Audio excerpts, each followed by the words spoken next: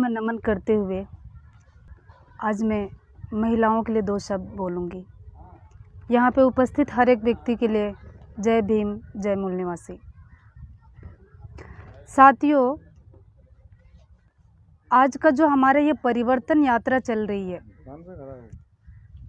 ये बहुजन मुक्ति पार्टी जो परिवर्तन यात्रा गांव-गांव में, शहर-शहर में घूम के लोगों को जगाने का काम कर रही है। पार्टियां तो बहुत है अपने प्रदेश में, बहुत ज़्यादा पार्टियां हैं, लेकिन सही हमारा इतिहास बताने के लिए कोई पार्टी तैयार नहीं है। लेकिन एक बहुजन मुक्ति पार्टी जो है, ये हमें हमारे उद्देश्य और हमारे हक अधिकार की लड़ाई लड़ रही है और ये हमें गुलाम होने से बचाने का काम भी कर रही है। हमारी माताएं और बहनें, कितने त्यौहार मनाए जाते हैं, कितने उपवास रखे जाएंगे, कितने व्रत रखे जाएंगे, उसकी डेट तारीख तो पता है, लेकिन संविधान में हमारी सुरक्षा के लिए कितने आर्टिकल्स है हमको नहीं पता है। क्योंकि हमारे जो ये चीज़ है जिससे हमें न्याय मिल सकता है, हम अपने अधिकार को पा सकते हैं, वो चीज़ पे किसी ने फोकस नहीं दिया। और आज हमारी बहन माताएं छोटी छोटी बच्चों के साथ भी गलत काम हो रहे हैं, जिसको मैं बहुत डिटेल्स नहीं बता सकती हूँ। तो हमें क्या करना होगा, हमें संविधान में जो भी आर्टिकल्स है हमारी सुरक्षा के लिए, उसको हमें पढ़ना होगा, उसको जानना होगा, तो हम अपने आप को बचा सकते हैं। क्योंकि व्रत रखने से कुछ नहीं होने वाला है। बहुत सारी महिलाएं करवा चौथ का व्रत रखती हैं। क्या हम व्रत रख के अपने पति को बचा लेते हैं? मुझे तो नहीं लगता। करवा चौथ के दिन जाने कितने आदमी मरते हैं। अगले दिन जब हम न्यूज़पेपर में देखते हैं तो बहुत सारी लड़ाई झगड़ा, कुछ सामान अरेंज नहीं किया, बहुत सारी है फैमिली प्रॉब्लम। ठीक है, मैं ज़्यादा उस पर नहीं बोलूँगी। तो जब हमारे उपवास होने से हम अपने भाई बाप किसी को बचा नहीं सकते, तो हम देवी देवता में कैसे विश्वास करेंगे? हमारी इतनी छोटी छोटी बच्चियों के साथ रेप हो रहे हैं, 55 साल, 50 साल, 25 साल कॉलेज में पढ़ने वाली लड़कियों के साथ इतने रेप हो रहे हैं। कोई देवी देवता नहीं बचाया। किसी देवी देवता ने हमारी चिल्लाती हुई बहन बेटी को आके नहीं उठाया, नहीं उसे भागा, न सुरक्षा की जगह दी। उदाहरण के रूप में आपके बदायूं में एक 55 साल की महिला के साथ रेप हुआ था, और वो भी मंदिर में हुआ था।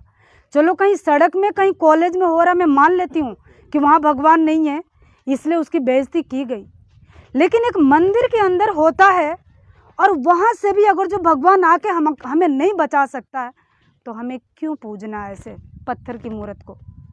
मैं जातवाद और उसमें नहीं जा रही, लेकिन मैं महिलाओं की स्थिति बताना चाह रही। तो हमें ये जानना होगा, क्योंकि आज के टाइम में साइंस बड़ा है। ये जो हम अंधविश्वास में जाते हैं, यहाँ हमारा नुकसान है। और ये क्यों है?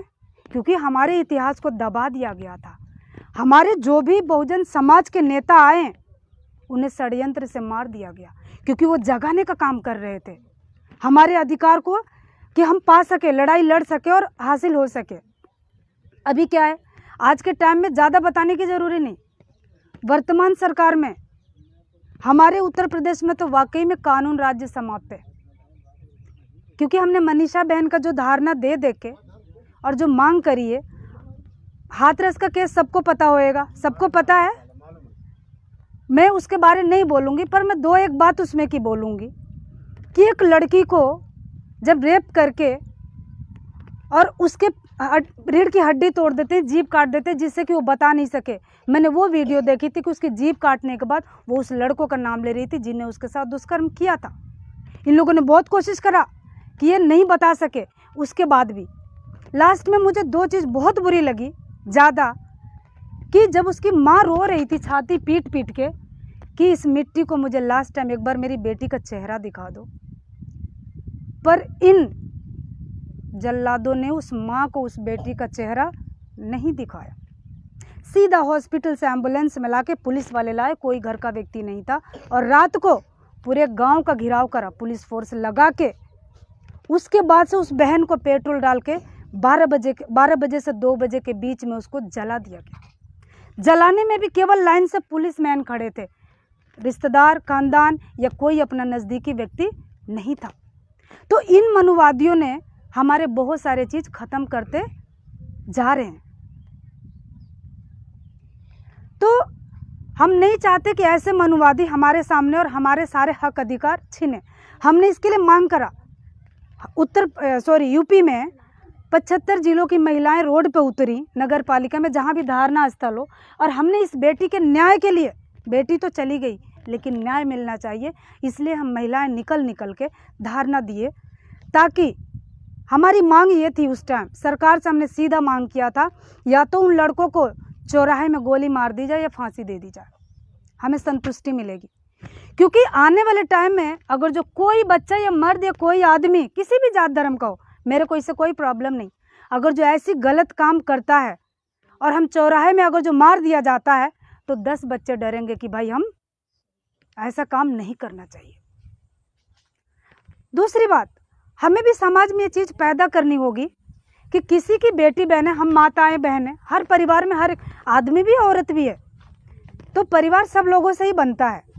हमें ये डालना चाहिए कि हम जैसे दूसरे की बहन बेटी हो, तो अपने घर की बेटी बहन सोचने से गलतियाँ नहीं होती हैं। वो तो हमारे देखने का नज़रिया होता है कि हम किस व्यक्ति को किस तरीके से देख रहे हैं।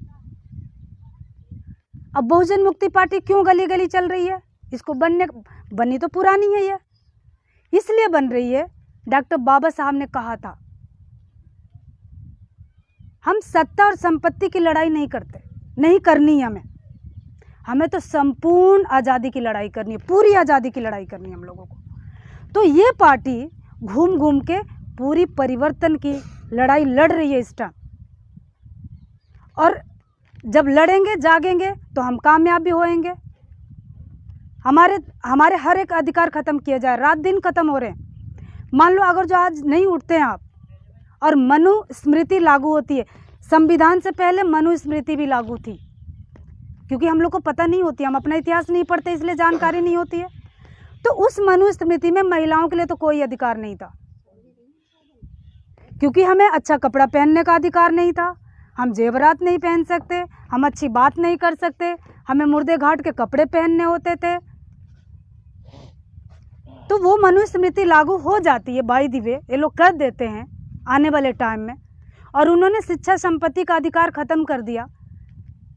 तो हमारा यहाँ इस देश में, प्रदेश में रहने का कोई अधिकार नहीं है, और आप कुछ भी नहीं कर सकते हैं। अभी 4-5 दिन पहले की बात है, कुछ लोग इधर हरियाणा और दिल्ली बॉर्डर पे एक रोड जाती है, वहाँ पे कोरी नाम जगह का गाँव, कोरी नाम की गांव है, कोरी, उधर वन विभाग की जगह आ रही है। पहले लोग बना लिया करते थे, पता नहीं होती थी, कहीं बस गए तो उनकी बसापत हो गई, पहले लिखत पढ़त नहीं होती थी। बहुत सारे ऐसी जगह में रहते हैं। अभी सरकार ने नियम निकाल दिया कि जिसका आधार कार्ड में और राशन कार्ड में नाम है, उसको तो जगह कमरा मिल जाएगा, और जिसका नहीं है वो कहीं भी जाओ, सरकार को कोई मतलब नहीं है। मैंने देखी, बहुत कई सारी औरतें थी और एक बेटा भी था, उसमें बहुत रो रहे थे। वो कह रहे थे कि हम कहाँ जाएं, हमारे दादा परदादा कितने पुरखे इस ज़मीन पे रह चुके हैं, और अब इस स्थिति में हम कहाँ जाएं। तो इन लोगों ने जो काला कानून बनाया था वो शुरू कर दिया करना, और हम अपने घरों में बैठ के ऐसे ही देखते रहेंगे, उनके साथ हो रहा नहीं जाना, उनके साथ हो रहा नहीं जा रहा, तो हमारा भला होने वाला नहीं है। एक हमारे माननीय वामन मेश्रामन भाई हैं, वो पूरे देश में विदेश में भी दिन रात मेहनत कर रहे हैं इस आंदोलन को कामयाब करने के लिए, आज़ादी दिलाने के लिए। रात को वो जर्नी करते हैं और दिन में वो लोगों को जगाने का काम करते हैं। अगर जो एक भाई, हम बहन माताओं भाइयों के लिए इतनी मेहनत कर रहे हैं, तो क्या हम 2 घंटा भी नहीं दे सकते हैं? भाई आंदोलन तो जब ही सक्सेस होएगा, सफलता मिलेगी, जब हम साथ देंगे। तो हमें क्या करना होगा, इस पार्टी में पूरी सहयोग करनी पड़ेगी। कई बार लोग कहते हैं हमें पता नहीं है, और दूसरे लोग आएंगे, आपको इतनी जानकारी नहीं देंगे जो हम देके जा रहे हैं। हमारी बहुजन मुक्ति पार्टी अगर जो आती है, महिलाओं के लिए नया आयोग बनाया जाएगा जिसमें हर न्याय पंचायत में एक महिला थाना होएगा, महिला ही तैनात होंगी, जब ही हम महिलाओं की सुरक्षा हो सकती है। उसके बाद जो विधवा महिला है, बेसहारा है, लाचार है, उनके लिए 1000 रुपया पेंशन के रूप में हेल्प भी किया जाएगा, मदद दी जाएगी। क्योंकि जब भी हम अभी इधर बहुत गरीबी है, हम फर्स्ट टाइम आए थे और बहुत गरीबी है, घर भी नहीं है, छप्पर का है, टूटा हुआ भी है, रास्ता भी ठीक नहीं है। तो हमारे बहुजन समाज के पार्टियां क्या करते हैं, केवल वोट लेके जीत के बैठ जाते हैं, घर में अच्छी सुविधा में बैठ जाते हैं। हमारे इन गरीब लोगों के पास आओ, बहन जी ने क्या करा हमारे लिए, बहन जी को भी तो मौका मिला। अगर जो एक बार हमारे इस इलाके में घूमती और हम बहुजन समाज की स्थिति देखती और वो मदद करना चाहती तो हमें काफ़ी मदद कर सकती हैं। बहन जी अब क्या कर रही हैं, हमारी बहुजन मुक्ति पार्टी ने सम्मेलन निकाला 85% लोगों के लिए। 85 में हम सभी आते हैं, ओबीसी, एसटी, माइनॉरिटी और एसटी सभी लोग आते हैं। हमारी ये पार्टी तो हम 85% लोगों के लिए घूम रही है गली गली। लेकिन बहन जी को बड़ा दुख है, ब्राह्मणों के लिए उन्होंने सम्मेलन शुरू किया अयोध्या से।